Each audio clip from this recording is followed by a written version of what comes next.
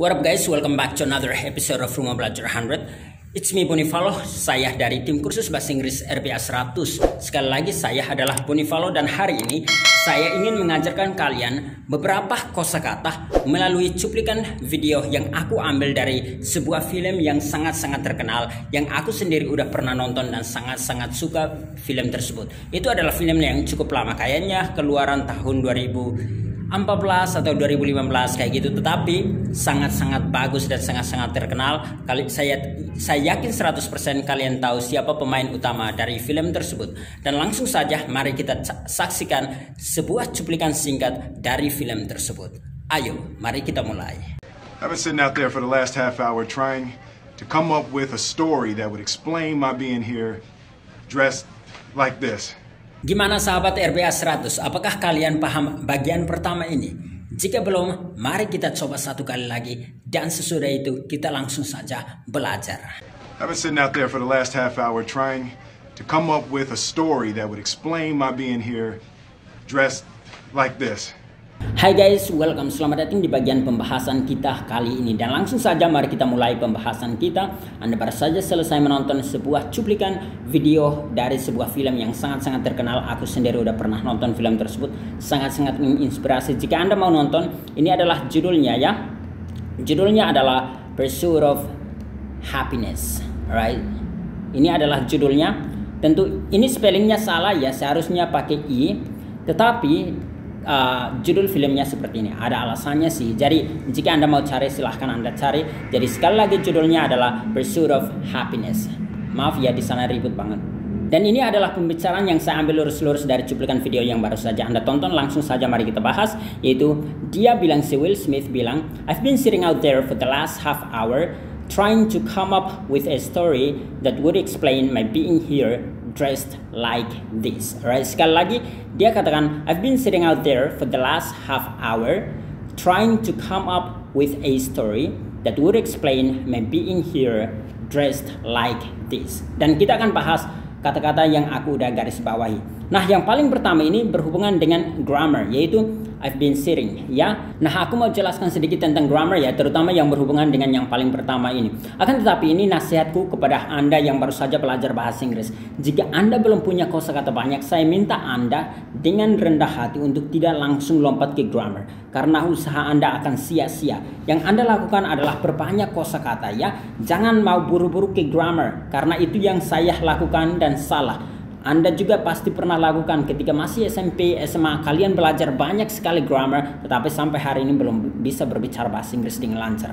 Karena apa? Biasanya buat kita kayak selalu berpikir grammar mana yang tepat untuk ngomong ini. Terakhir kita nggak pernah ngomong-ngomong bahasa Inggris. Padahal kita udah belajar sejak TK, bahkan ada yang SD, ada yang SMP. Mereka udah belajar tetapi nggak bisa ngomong bahasa Inggris karena hal-hal tersebut. Oleh karena itu, jika Anda masih baru dalam bahasa Inggris, saya minta Anda untuk hilangkan kekhawatiran akan grammar. Mulai dulu, misalkan kayak yang biasa saya lakukan di video-video saya sebelumnya, saya selalu minta Anda untuk langsung saja ngomong. Misalkan kalau Anda mengagumi sesuatu yang lucu atau yang mungil, Anda nggak usah langsung pikir grammar apa yang saya pakai untuk ngomongin itu ya. Anda langsung saja katakan kosakata yang ada di otak kamu. Misalkan mungil itu adalah cute, Anda bisa langsung bilang wow cute, kayak gitu aja, itu udah bagus. Atau wow so cute, karena itu yang dilakukan oleh orang bule juga. Bukan hanya kita sendiri, tetapi itu dilakukan oleh orang bule juga. Jadi jika Anda masih baru, please jangan sekali-sekali langsung saja lompat ke grammar. Yang paling penting adalah pelafalan Anda dan juga kosakata Anda. Itu saja yang paling penting. Selebihnya itu biasanya tambahan doang. Akan tetapi jika Anda udah punya kosakata yang banyak, punya sedikit grammar, maka grammar ini penting untuk Anda juga. Ya, supaya membuat Anda lebih berpengalaman atau memiliki pengetahuan lebih tentang grammar ya. Tetapi misalkan Anda baru, jangan. Anda bisa dengar kemudian atau langsung lompat ke pelajaran yang selanjutnya, yaitu ini kosakata beberapa lagi supaya Anda bisa belajar lebih di sana ya. Dan langsung saja. Nah, sekali lagi untuk yang ini kita gunakan kalau Anda mau berbicara tentang sesuatu yang udah Anda lakukan selama misalkan berapa tahun atau beberapa hari dan selanjutnya. Misalkan aku udah melakukan ini selama 6 tahun. Nah, Anda grammar ini penting. Aku udah bekerja di sini selama berapa tahun. Nah, grammar ini bagus untuk dipakai. Atau aku udah tinggal di Jakarta sejak tahun ini. Nah, grammar ini penting untuk dipakai ya. Jadi strukturnya adalah subject ini biasanya I, you, we, they dan selebihnya. Kemudian ditambah have atau have, kemudian has, kemudian been, kemudian verb dengan ing ya. Dan langsung saja mari kita praktekkan. Kayak misalkan si Will Smith tadi dia bilang I have, sebenarnya dia singkatkan ini menjadi I've karena itu kebiasaan orang bule. I've been sitting, right? Aku udah duduk di sana selama. Nah, makanya dia ngomong tentang selama. Jadi ini wajib ada selamanya atau sejak apanya ya. Misalkan kalau Anda mau katakan bahwa aku udah bekerja di perusahaan ini selama 10 tahun, Anda bisa menggunakan struktur yang ini ya. Jadi misalkan kalimatnya adalah I've been working in this company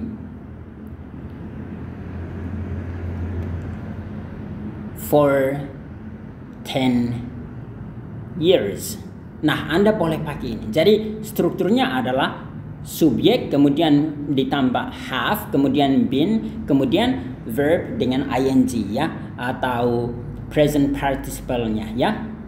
Jadi sekali lagi, I've been working in this company for 10 years. Atau Anda bisa ganti ini misalkan selama 10 tahun. Atau Anda bisa ganti dengan mengatakan sejak tahun berapa ya. Since 2010.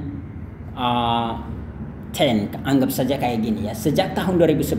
Jadi aku udah bekerja di perusahaan ini sejak tahun 2010. Nah, kalau Anda mau katakan sejak, pakai struktur ini. Atau misalkan Anda mau katakan bahwa aku udah mengerjakan pekerjaan ini selama 10 tahun atau 20 tahun, Anda bisa katakan I've been doing this job for 20 years. Alright, kayak gini. Aku udah mengerjakan pekerjaan ini selama 20 tahun. I've been doing this job for 20 years. Atau Anda bisa bilang job juga nggak menjadi masalah ya.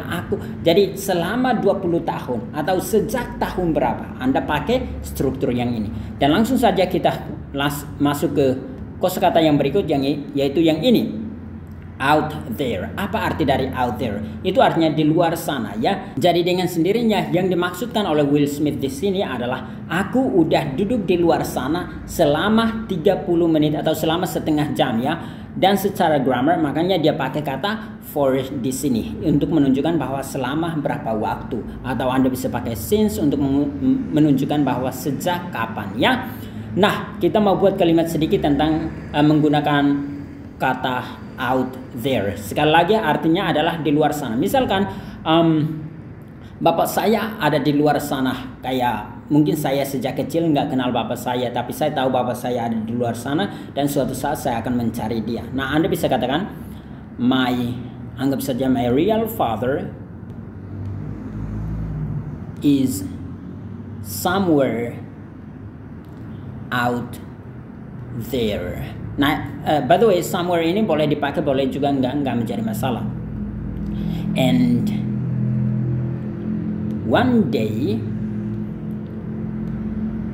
I'm gonna find him. Suatu hari aku akan mencari dia ya. Jadi ayah saya ada di luar sana. Aku tahu ayah saya ada di luar sana. Suatu saat aku akan cari dia. Jadi maaf ya ribut. Jadi Anda bisa katakan my real father is out there and one day I'm gonna find him. Kayak gitu ya. Ayah saya ada di luar sana. Ayah saya yang sesungguhnya ada di luar sana. Suatu saat aku akan cari dia. Atau misalkan ini adalah sebuah setting ya. Misalkan ini adalah rumah kamu. Kamu ada di dalam rumahnya. Dan di luar sini ada saudara kamu atau saudari kamu yang sedang panggang dagingnya. Anda bisa bertanya kayak, hey, apakah kamu butuh sesuatu? Atau bagaimana keadaan kamu di luar sana? Kamu butuh bantuan nggak? Kamu bisa bertanya, how are you doing out there? Alright. Jadi kayak gitu. Bagaimana kabar kamu di luar sana ya? Karena dia ada di luar sana dan kamu ada di dalam sini. Alright, jadi how are you doing out there. Akan tetapi misalkan Anda keluar mau bantu dia ya untuk panggang daging, kemudian Anda bisa katakan it's nice out here, kayak bagus di luar sini. Jadi ini pakai out here. Jadi ini beda sedikit ya. Out there artinya di luar sana, tetapi Anda juga bisa katakan out here artinya di luar sini. It's nice out here, alright? Jadi kalian saya yakin udah mengerti. Kalau luar sana pakai out there, tetapi kalau luar sini pakai out here. Atau misalkan sesudah kalian panggang, kalian masuk kembali ke dalam rumah dan kalian makan. Kemudian ini anggap saja ruang makannya ya. Ini adalah dapurnya. Nah, saudari kamu pergi ke dapur dan anggap saja mau buat sambal ya, buat sambal sendiri. Kemudian Anda mau tanya hal yang sama. How are you doing? Sebentar. How are you doing out there?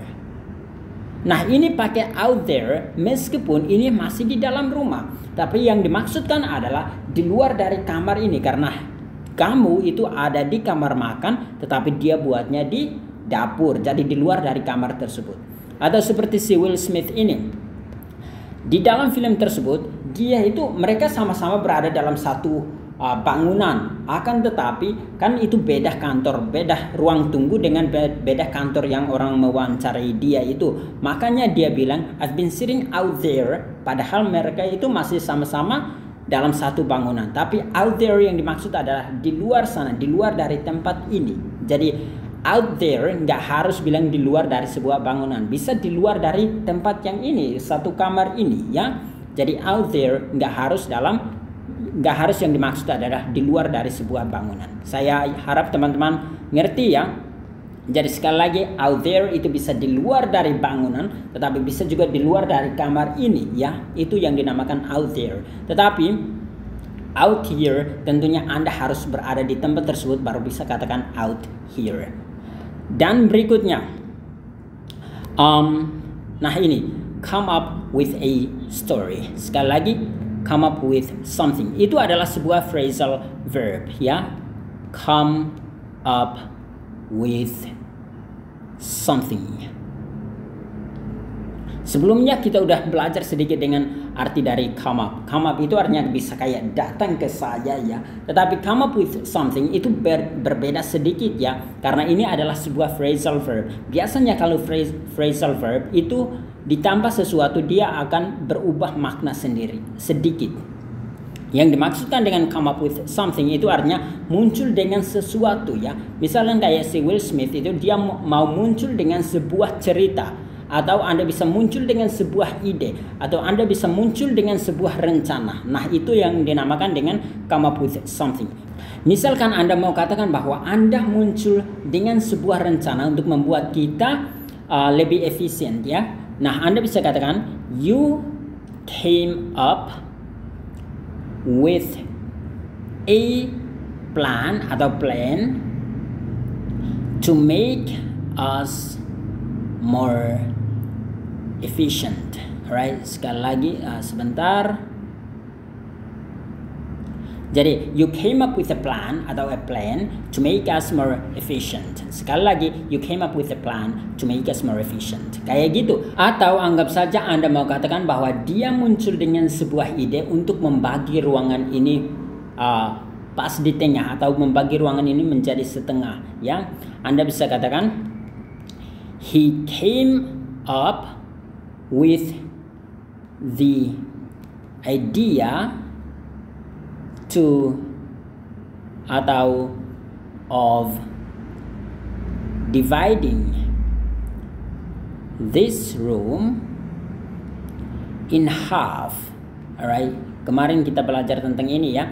Jadi sekali lagi, he came up with the idea of dividing this room in half. Jadi kayak gitu, dia muncul dengan sebuah ide untuk membagi ruangan ini menjadi setengah. Alright, jadi misalkan kalau muncul dengan sebuah cerita, maka came up atau come up with a story, atau muncul dengan sebuah ide, maka come up with the idea atau come up with an idea, atau muncul dengan sebuah rencana, maka come up with a plan atau a plan. Nggak menjadi masalah, jadi muncul dengan sesuatu biasanya ya.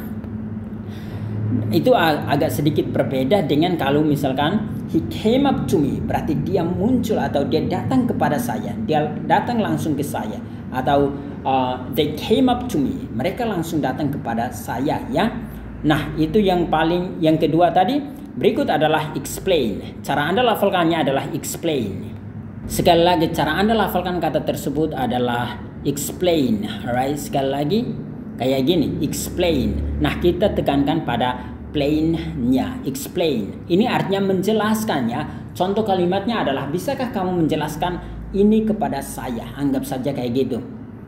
Anda bisa katakan, could you please explain this to me? Sekali lagi, could you please explain this to me? Atau Anda bisa bilang, can you please explain this to me? Bisakah kamu menjelaskan itu kepada saya? Atau misalkan Anda mau minta orang, nggak usah, misalkan kalau Anda tidak mau pakai hal-hal yang panjang kayak gini, Anda bisa katakan, please explain this to me.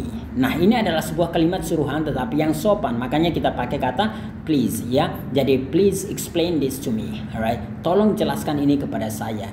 Atau kalau mau lebih sederhana lagi, Anda bisa katakan please explain, alright. Kayak gitu aja udah bagus. Atau explain please, atau bahkan kayak explain it to me, atau explain this to me, kayak gitu.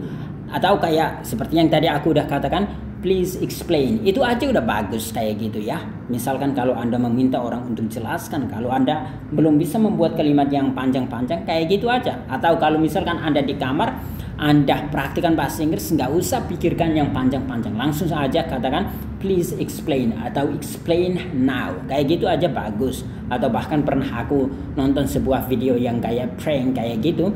Dia bilang yang mana si cewek dengan cowok ngeprank pacarnya bahwa si cowoknya ini selingkuh dengan cewek yang ini. Jadi si ceweknya datang marah-marah, langsung dia bilang, can you please fucking explain it to me, kayak gitu.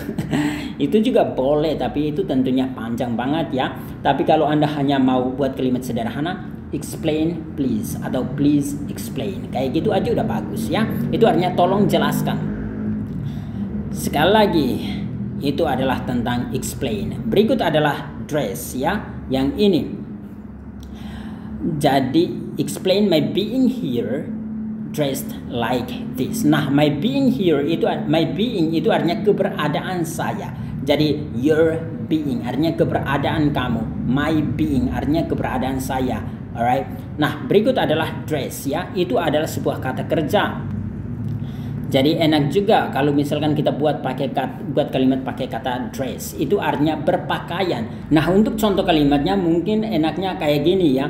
Dalam sebuah situasi yang mana Anda adalah seorang istri, mau meminta bantuan kepada suami Anda untuk memakaikan pakaian kepada anak laki-laki Anda, anggap saja namanya adalah Tony ya.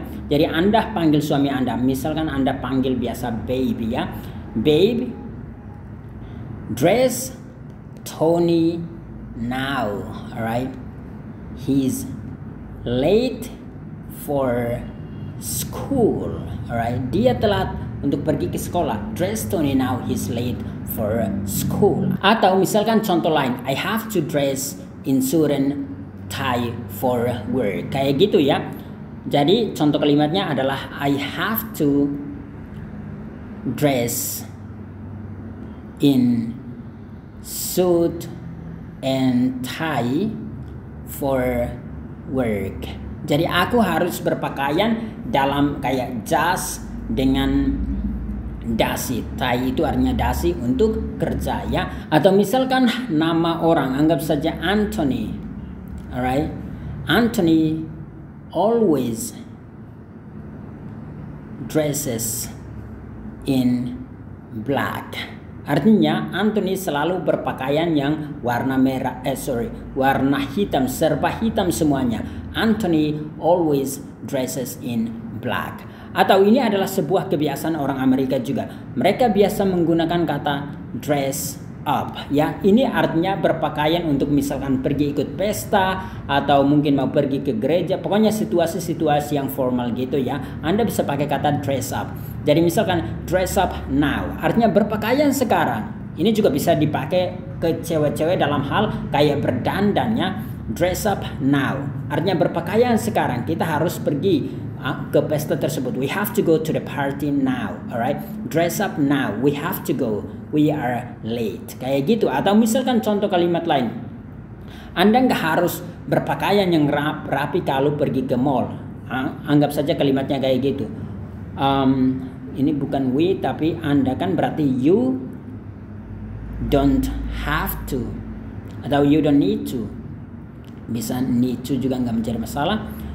You don't need to dress up to go to the mall, alright? Jadi Anda nggak harus berpakaian yang rapi untuk pergi ke mall, atau Anda nggak harus berpakaian yang ini. Anda bisa pakai kata dress up. Tetapi kalau Anda mau pakai dress saja juga nggak menjadi masalah. Hanya kebiasaan orang bule kalau misalkan dalam situasi yang formal kayak gitu, kita biasanya menggunakan, bukan kita ya, karena saya bukan bule. Mereka biasa menggunakan kata dress up, ya. Kira-kira pelajaran kita hari ini sampai di sini. Saya harap teman-teman mengerti.